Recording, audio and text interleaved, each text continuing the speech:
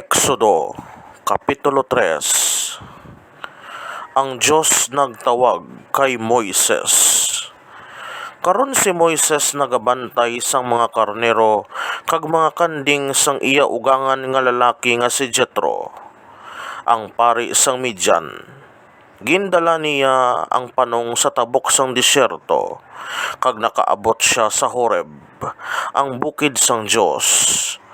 Ang anghel sang Ginoo nagpakita sa iya sa dagway sang nagadabdab nga kalayo sa tunga sang kahoy-kahoy.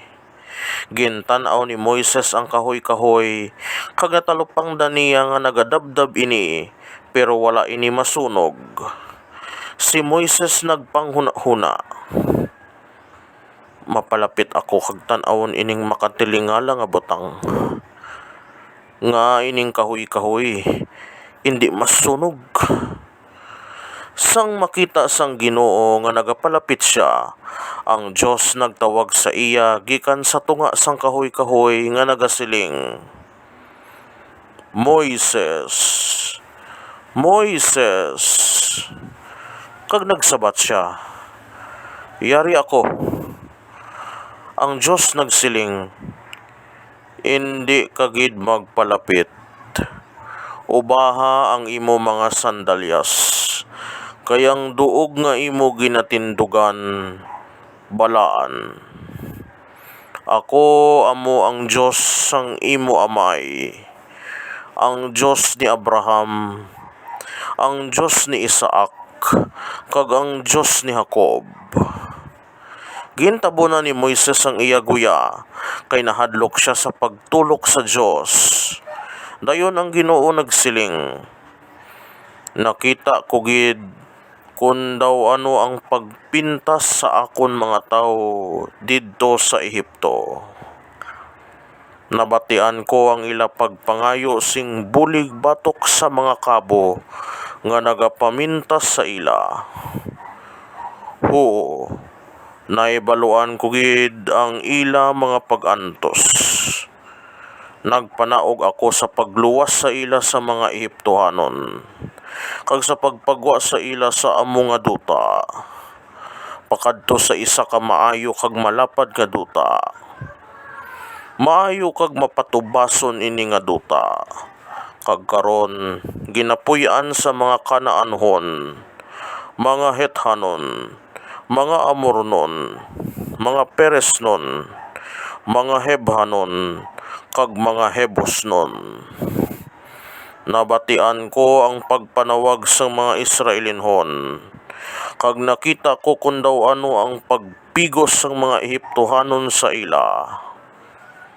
Kag karon ipadala ko ikaw kay Paraon sa pagpagwa sang akon mga tawo nga mga Israelinhon sa Ehipto. Si Moises nagsiling sa Dios, sino bala ako nga magkadto kay Paraon kag magpagwa sa mga Israelinhon sa Ehipto? Ang Dios nagsabat, ako magaupod sa imo, kag ini mangintanda nga ako nagpadala sa imo. Kun imo na mapagwa ang mga Israelinhon sa Ehipto, magasimba ikaw sa akon sa sini nga bukid.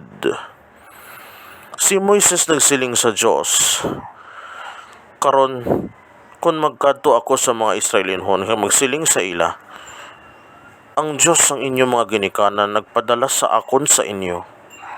Kag kung sila mamangkot sa akon, sino ang iyang ngalan? Ano bala ang isabat ko sa ila? Ang Dios nagsiling kay Moises, ako nga amo sa gihapon. Kag nagsiling pagid siya, amo ini ang dapat mo isiling sa mga Israelinhon. Si amo ako, ang nagpadala sa akon sa inyo. Ang Diyos naghambaliwat kay Moises, amo ini ang dapat mo isiling sa mga Israelinhon. Ang Ginoo ang Diyos sang inyo mga katigulangan, ang Diyos ni Abraham, ang Diyos ni Isaac, kag ang Diyos ni Jacob, nagpadala sa akon sa inyo.